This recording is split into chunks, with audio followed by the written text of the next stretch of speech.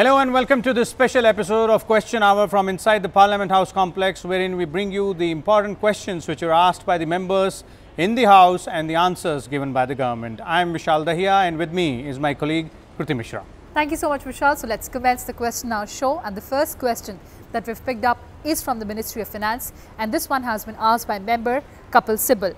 And he has asked whether government has served notices to depositors who deposited large sums during demonetization. Well, the Ministry of Finance has given a very precise answer to this question, and it says that during 2017 and 18, 20,088 cases related to demonetization were selected for scrutiny, while during 2018-19, 1,34,574 such cases were selected for scrutiny. Further, during 2017-18, notice under Section 142(1) of the Income Tax Act 1961, wherein depositors who deposited large sums during demonetization but did not file income tax return was issued to 2,99,937 cases.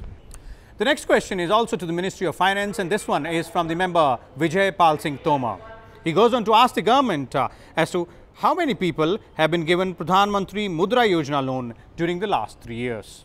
Well, here also, Vishal, the government has given a very specific answer, and the government goes on to say that over 15.61 crore loans have been extended under the Pradhanmantri Mudra Yojana till January 2019 since inception of the scheme. Loans extended under the scheme support new as well as existing income generating activities, thereby helping to increasing household incomes. An independent study covering borrowers in 12 states in 2016 has reported that 84% of borrowers surveyed accepted that loans had helped increase their revenues by 20 to 30%. These loans have helped businesses to add products to their existing offerings and increase inventory to cater to larger set of customers. Moving on to the next question, and this one has been asked by member Tiruchi Siva, and this question is to the Ministry of Civil Aviation, and the member has asked whether the government has taken any steps to minimize air crashes. Well, the Civil Aviation Ministry in its answer has listed the steps taken by DGCA to minimize air crashes, and the answer says that as per the annual surveillance program, audit of the operators is carried out. Now, findings of the audit report are followed up with the operator for compliance, and the action taken by the operator is further verified during the audit. The ministry further says that safety recommendations emanating from the investigation reports are followed up with implementation with the concerned agencies so as to prevent recurrence of similar incidents in future. Also, the accident or the incident data is regularly analyzed. Based on the analysis, the air safety circulars are finalized and issued to bring important observations or findings to the notice of operators to avoid the recurrence of such kind of accidents or incidents.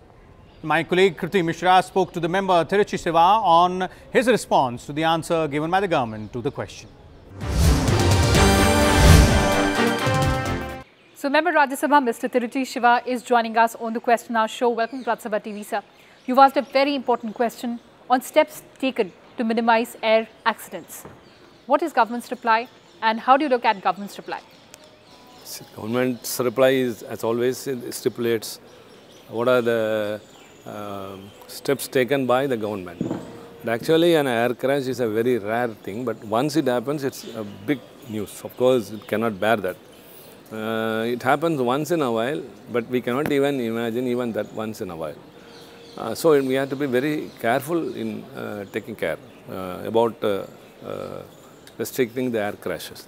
And the government's reply says that they have an annual audit and how the operators are functioning.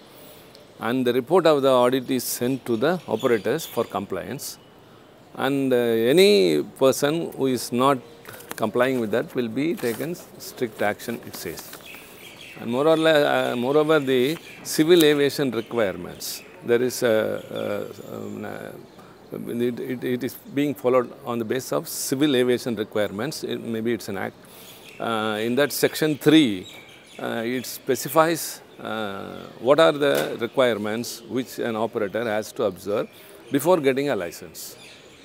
and only after verifying whether those requirements have been met by the operator, the license is granted. And if any violation is being done, the ministry says that strict action is taken.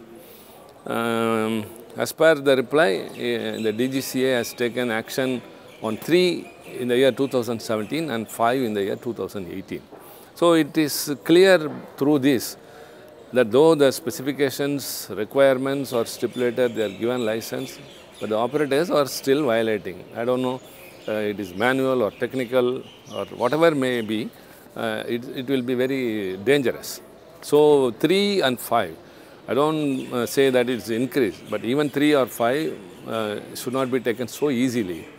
As I said at the beginning itself, that road accidents are very common, which itself we are scared of, whereas an air crash, every time a person boards on an aircraft, of course, they have got their own apprehensions.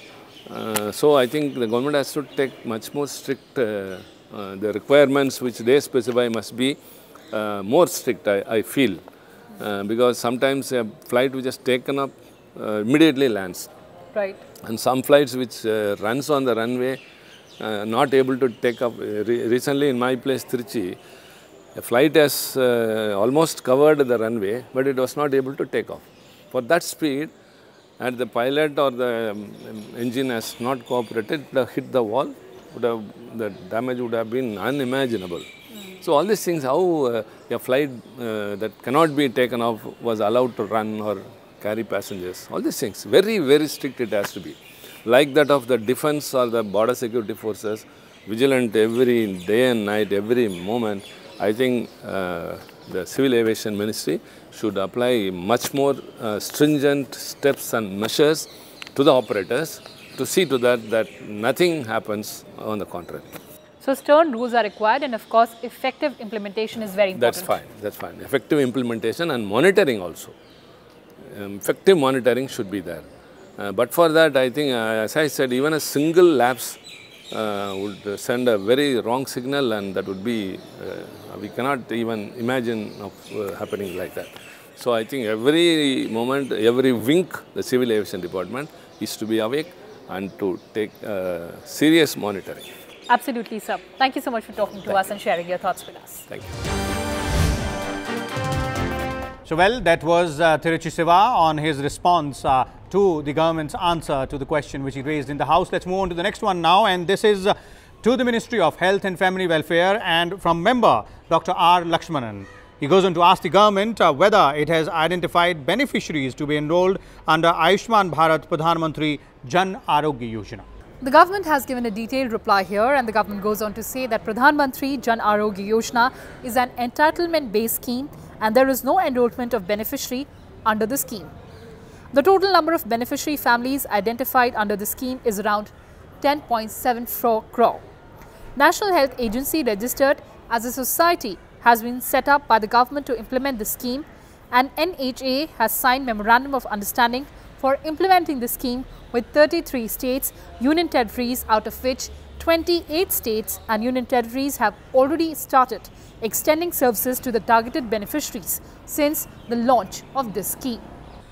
Moving on to the next question pertaining to the Ministry of Tourism, and this one has been asked by member Rakesh Sinha, and he asks whether any step has been taken to formulate new tourism policy.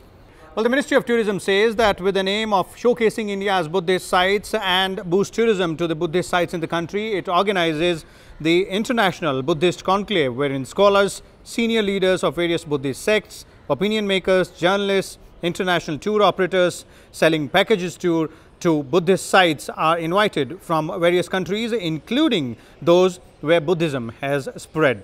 A short promotional film, India, the Land of Buddha, has been produced and aired in overseas markets to promote Buddhist sites of the country. Now, these sites are also promoted through the Incredible India website, social media handles of the Ministry of Tourism, and through other promotional activities, including roadshows, participation in travel fairs and exhibitions and seminars, etc. My colleague Kruti Mishra also spoke to the member Rakesh Sinha on his response to the answer given by the government to his question on the floor of the House. Well, that's right. So, member Mr. Rakesh Sinha is joining us on the Question Hour show. Welcome to Rajya Sabha TV, sir. You asked a very pertinent question on tourism policy. The government has given a detailed reply on how it is planning to boost tourism in the country and how it is actually propelling tourism in the country. What is your take on government's response? I am happy that Minister has accepted that contemporary tourism policy is being reviewed. The basic intention is to how much we are appropriating our tourist spots, tourist facilities and tourist avenues. You know, the Buddhist countries are those countries, the people from these countries want to come India, visit India. How much we have connected them with our sites. I am satisfied that the government has responded that most of the Buddhist sites are being developed and the huge amount of money is being spent on that on these sites. Just like Sarnath, Bodh Gaya, even in Andhra Pradesh, Gujarat, all the Buddhist sites are in focus. Most important thing is that, which I expect the government in the next phase to do, that India's Buddhist sites and the film which has been produced by the government of India on Buddhist sites, that should go to the foreign countries, particularly Buddhist countries. That would attract a larger number of tourists in India. That would be beneficial for both the purpose. Cultural relationship, that is the soft power India has. And secondly, the second most important thing, that it will also increase employment, revenue of the country. Right. I'd also like to understand from you, how important is tourism for furthering the economic growth of our country? You know, I'm just giving example of Kushinagar. Kushinagar is a place where you will find the people from Buddhist countries like Burma, Myanmar and other countries are there, the monks are there. But larger number of people are not coming.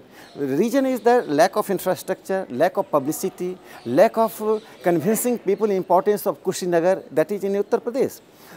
Same thing in Gujarat and Andhra Pradesh, there are Buddhist sites, but they are not in the focus in the foreign countries. Therefore, I consider that if you develop these sites, that will attract larger number of tourists, and that is very important for revenue of the country. You know, there are certain countries in the world which are dependent on the tourists. Their economy is based on tourism. Why not we explore these avenues? Therefore, I appeal to the government and I also suggest to the government that there should be organic link between India's Buddhist sites, Buddhist philosophy and the countries which have adopted the Buddhism. India, there is a Buddhism is moreover a matter of the study, but in other countries, larger number of people follow Buddhism. Therefore, if you go to Sarnath, last 7 decades that site has not been developed. You also go to Bodh Gaya. Bodh Gaya is a center of attraction for all entire Buddhist world, but that is not providing adequate infrastructure. Therefore, I think that under the scheme, Bharat Darshan scheme and some other schemes are of the government, but I also expect government to increase the budget, particularly on the Buddhist sites. Absolutely. So there should be an organic link. Point well taken. Thank you so much for talking to us and sharing your thoughts with us. So, well, Kriti, there we heard you speaking to Rakesh Sinha on his response to the answer given by the government to his question. Well, Vishal, those were the important questions and answers that we had in this edition of Question Hour. Prashnikal with our colleagues Arvind Singh and Akhilesh Suman on the other side. Stay tuned.